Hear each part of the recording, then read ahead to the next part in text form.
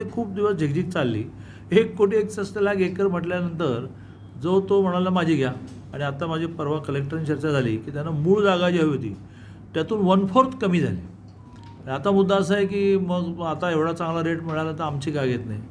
त्यामुळे शक्तीपीठ मार्गाला विरोध करणाऱ्यांनी त्यांना वर्षानुवर्ष मंत्री राहिल्यानंतरही पेठ ते सांगली रस्ता काही करता आला नव्हता.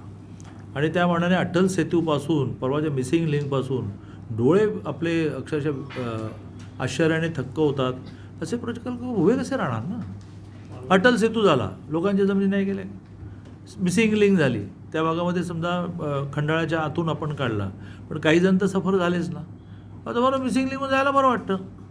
तसं शक्तीपीठ मार्ग एका कल्पनेने आपण केला की आपली सगळी जी तीर्थक्षेत्र आहेत ती कनेक्ट व्हावी. तर त्याच्यात देवाभाऊ नावाने टिंगल टेवाळी करणं, व्यक्तिस्वातंत्र्य आहे, भाषण स्वातंत्र्य आहे. मग आम्ही पण बोलायला लागलो तर फारच प्रॉब्लेम होईल. लादला जातोय शक्तीपीठ असं काही लादला बिदला जात नाही. जर तुम्हाला काही निर्माण करायचं असेल तर काही घालवायलाच लागणार. त्यात तुमचा विचार केला पाहिजे. मग ही अलाइनमेंट अशी घेतली ना तर माझी जमीन वाचेल, करूया ना. रेट बरा द्या, मग आम्ही त्याचा धंदा करू, 4 पैसे कमवू, करूया ना. पण झाला कुठली अलाइनमेंट झाली की उद्याच सुरू. मग कोणाच्या मग ते काही कामदार नाही.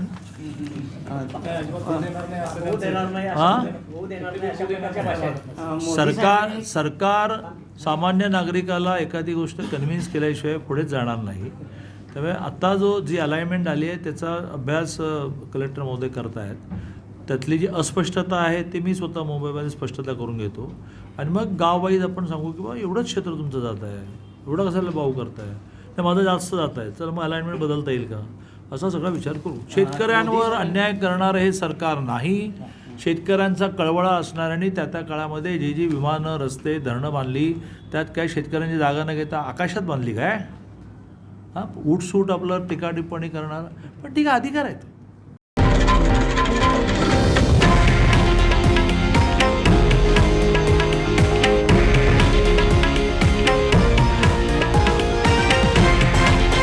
हे आहे देशातील नंबर 1 न्यूज नेटवर्क आणि आपण पाहत आहात TV9 मराठी, एकमेव.